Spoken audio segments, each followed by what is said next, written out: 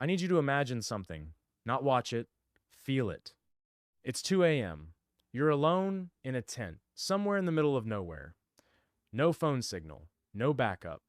Just you, a thin sheet of nylon, and the sound of your own heartbeat in your ears. And then you hear it. Breathing. Not yours. Slow, deep, right outside the wall of the tent, so close that if you reached out, your hand would touch fur instead of fabric. A man named Philip lived this. Not in a movie, not in a story someone told him. He lay there, frozen, for 11 minutes, while a full-grown lion stood inches from his skull, breathing him in. He didn't scream. He didn't run. He didn't even let his eyes open all the way. And somehow, the lion just left. Now here's what's going to bother you for the rest of this video and maybe the rest of your life. That lion had every advantage, every reason, every opportunity, and it chose to walk away. By the time this video ends, you're going to understand exactly why, and I promise you, you will never sleep outside the same way again. Part 1, the question that keeps me up at night. I want to be honest with you. When I first started digging into this topic, I expected a simple answer, a clean, scientific, textbook explanation. I didn't get that. What I got instead made my chest tighten. Because here's the truth nobody wants to say out loud. A sleeping human is, biologically, the single easiest meal in the entire animal kingdom. No claws, no teeth that matter, no speed, no alertness. Just soft, warm, motionless meat, lying flat on the ground, completely unaware. If you were a tiger, this isn't just an opportunity, this is the easiest night of your life. And yet, across thousands of documented nights, across jungles and savannas and mountains where humans have slept completely exposed, the overwhelming pattern is the same. Nothing happens. Footprints circling a tent all night, eyes glowing in the dark, watching. And then, morning comes, and the person wakes up, completely unaware of how close they came to something that never arrived. For a long time, I thought that was just luck. It's not luck, and once you understand what it actually is, it's going to hit you somewhere deeper than facts usually do. Part 2, you smell like a question they're afraid to answer. The first reason is almost embarrassingly simple, and I think that's what makes it so powerful. You smell wrong. Not bad, wrong, unrecognizable. A predator's entire world is built on pattern recognition passed down through generations. What prey smells like, sounds like, moves like. Deer, boar, antelope. That information isn't learned in a day. It's inherited, refined, burned into instinct over thousands of years. Humans don't fit that pattern. We never have. We smell like smoke and soap and stress and 100 chemical signatures no predator's ancestors ever needed to memorize. And in the wild, there's one rule that decides who lives and who doesn't. The unfamiliar is dangerous until proven otherwise. Every predator alive today is descended from ancestors who obeyed that rule without exception. The ones who got curious about unfamiliar things, who took the risk, those bloodlines didn't make it.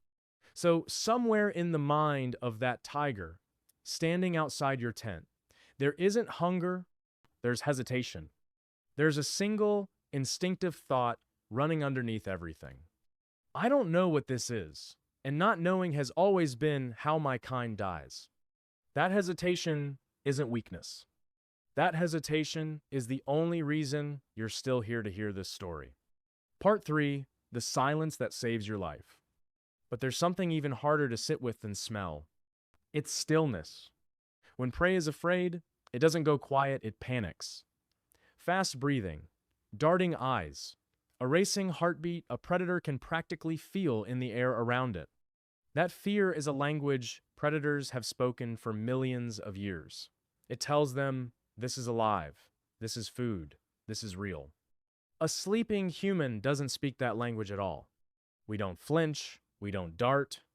Our breathing slows instead of quickening. And to an animal built entirely around reading fear as a signal, silence isn't safety. Silence is suspicious. It reads like one of two things, something already dead or something pretending to be. Either way, The instinct is the same. Don't touch what you don't understand. Think about that for a second. The very thing that makes you feel most vulnerable, being unconscious, unaware, completely still, might be the exact thing standing between you and the worst night of your life. We've spent our whole lives believing sleep makes us weak. Out there, in those moments, it might be the only thing making us untouchable. Part 4. The fear we built into them. Now, here's the part of this story that genuinely changed how I see predators. And honestly, it made me a little sad, because this isn't really their story. It's ours. For thousands of years, every encounter between humans and predators has taught the same brutal lesson, not through words, but through blood, loss, and survival. We had fire, we had spears, we had numbers, traps, and an unbearable willingness to fight back even when we shouldn't win. A predator that attacked a human 200 years ago, in most cases, didn't get to walk away from what came next. And if that predator had cubs who learned to copy that behavior, that bloodline often ended with it. Generation after generation, something quietly brutal happened. The predators who feared us survived. The predators who didn't were erased from the gene pool, one tragedy at a time.